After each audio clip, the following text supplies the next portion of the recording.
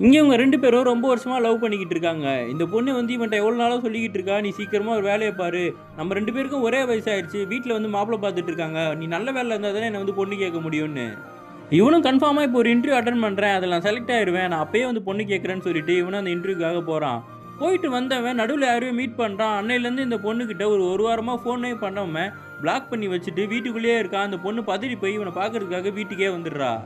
அப்ப அவன் சொல்லிடுறான், "நீ எதுக்காக இங்க வந்த? தயவுசெய்து இங்கேருந்து வெளிய போயிரு. நம்ம 2 பேருக்கும் செட் ஆவாது.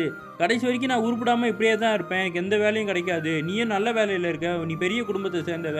ஒழுங்கு மரியாதையா வேற எவனையாவது கல்யாணம் பண்ணிட்டு போயிரு. நம்ம பிரேக்கப் பண்ணிக்கலாம்னு" சொன்ன உடனே, இந்த பொண்ணு உனக்கு கன்னத்திலேயே அறைஞ்சிட்டு, "இதுக்காகவாடா இத்தன வருஷம் நான் காத்துக்கிட்டு இருந்தேன். நீயே சொல்லிட்டல்ல, இதுக்கப்புறம் நான் வந்து உனக்கு பாரமா இருக்க மாட்டேன். போறேன்டான்னு" சொல்லிட்டு அழுதுட்டு அந்த வீட்ட விட்டு போயிடுறா.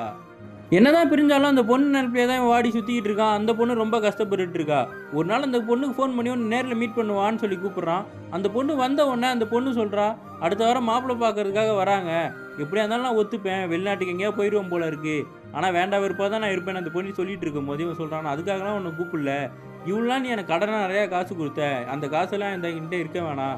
தயவுசெய்து எல்லாத்தையும் வச்சுக்கோன்னு" சொல்லி திருப்பி குடுத்துடுறான். சரி நானும் வரேன்னு அந்த பொண்ணு கிளம்பி போறா. அப்பதான் நம்மளுக்கு காட்டுறாங்க. இவனுக்கு அந்த வேலை கிடைக்காம போனதுக்கப்புறம், இவன் அந்த பொண்ணோட அண்ணன பார்த்திருப்பான். அந்த அண்ணன் சொல்லியிருந்திருப்பான், "அந்த பொண்ணு எவ்வளோ சந்தோஷமா இருந்தவ தெரியுமா? உன்ன லவ் பண்ண ஆரம்பிச்சதுலேருந்து மூஞ்சில சந்தோஷமே இல்லாம இருக்கா. நீ வந்து எல்லாரையும் கஷ்டப்படுத்திக்கிட்டு இருக்க. அந்த பொண்ணு நிம்மதியா இருக்கணும்னு நீ நினைக்கலையா? தயவுசெய்து அவள விட்டு போன்னு" சொன்னதுக்கப்புறம் தான், இந்த பொண்ணு நல்லா இருக்கணுன்றதுக்காக தான் இவனும் பிரேக்கப் பண்ணிட்டு போயிருப்பான். இந்த பொண்ணோட அண்ணன் வெயிட் பண்ணிக்கிட்டு இருக்காரு. இந்த பொண்ணு போய் சொல்லிட்டு இருக்கா, "இவன் தான் என்ன புரிஞ்சு சந்தோஷமா வாழ்ந்துகிட்டு இருந்தோம். இவனே என்ன வேணான்னு சொல்லிட்டான். இதுக்கப்புறம் என்ன யார் புரிஞ்சுக்க போறா? வீட்லயும் புரிஞ்சுக்க மாட்டீங்க. வரப்போறவங்ககிட்டயும் நான் சந்தோஷமா இருக்க போறதில்ல. என் வாழ்க்கை முடிஞ்சு போச்சுன்னு" ரொம்ப ஃபீல் பண்ணும்போது, அவங்க அண்ணன் நெனச்சு பார்க்குறாரு.